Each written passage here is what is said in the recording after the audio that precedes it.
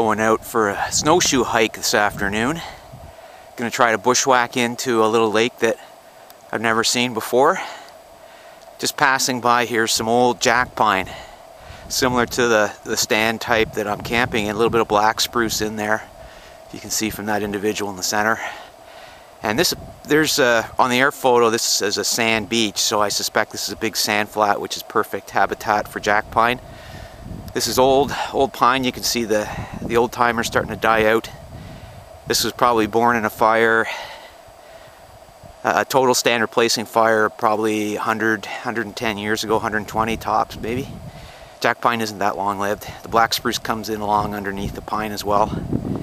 Beautiful, beautiful. There's probably superb campsites in there. But I'm going bushwhacking into the bush. Let's see what we can find. I'm going down to that bay, gonna hike up a creek and hopefully not fall through the ice.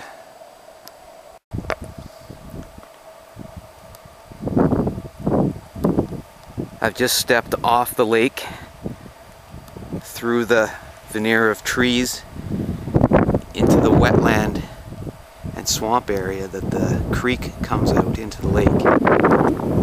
One of the great things about snowshoeing is that you can get back into areas that you would never go in the summer and that other people would likely never go.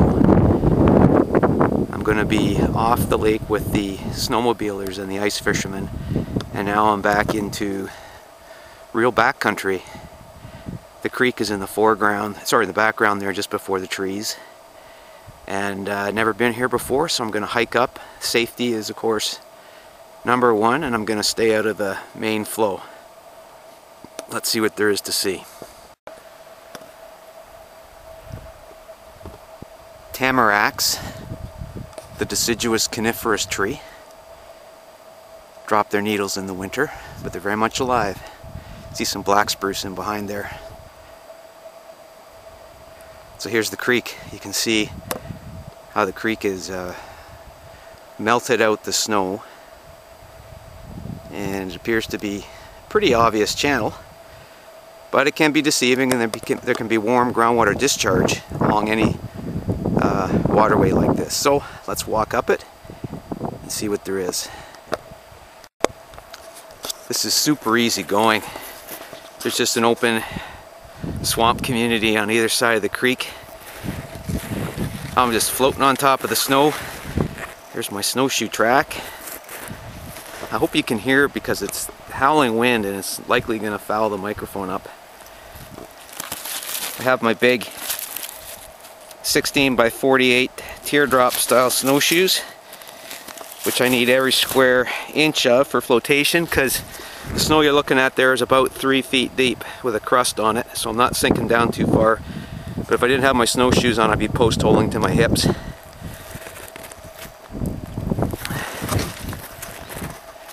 Isn't this great? You can go anywhere with snowshoes almost, and you would never crash through this swamp in the summer, but you can just skim over it in the winter. There's some beautiful stand of tamarack there.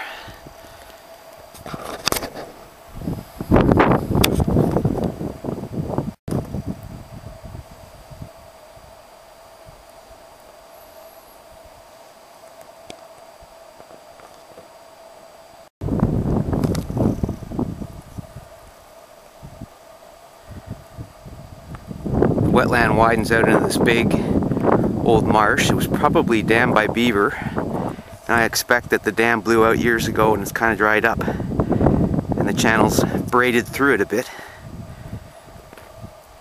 It's just fabulous snowshoeing. This snow is really deep. I said 3 feet. It's blown up into drifts, sometimes 4 feet, because I punched through the crust and gone up to mid-thigh just in my snowshoes. Look at those black spruce. My favorite boreal forest tree. I look forward to these snowshoe exploratory trips all summer long, all fall long. I just can't get enough of it.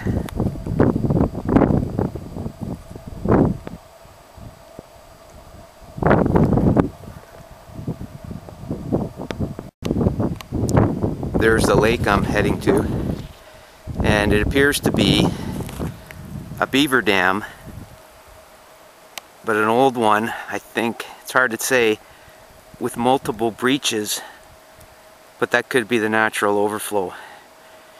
One of the things that you look for is this. There's thin ice and open water underneath there flowing, and I'm looking for a place to scoot around here. I think I'll go into the shore and then out on the lake. It's very dangerous to walk on the ice on the upstream side of a beaver dam because there's moving water. It swirls around, and yeah, so you head for the shore in the winter when you're going around a beaver dam.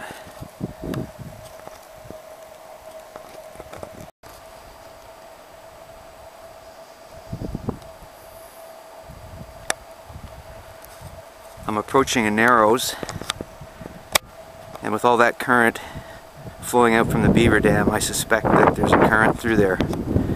So I'm going to have to be very careful and scoot right along the shoreline.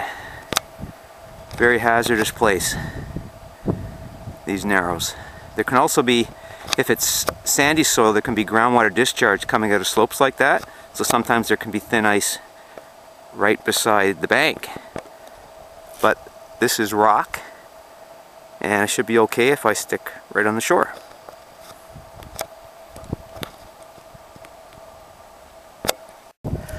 Well, it just goes to show that if you get cocky and complacent, you can get into accidents.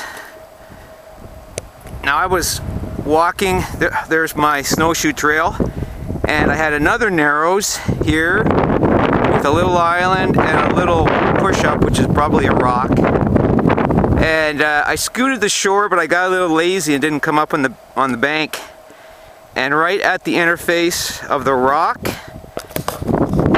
and the water, I punched through. Now, I don't know if that is slush on top of ice or if that is thin ice and I actually punched through.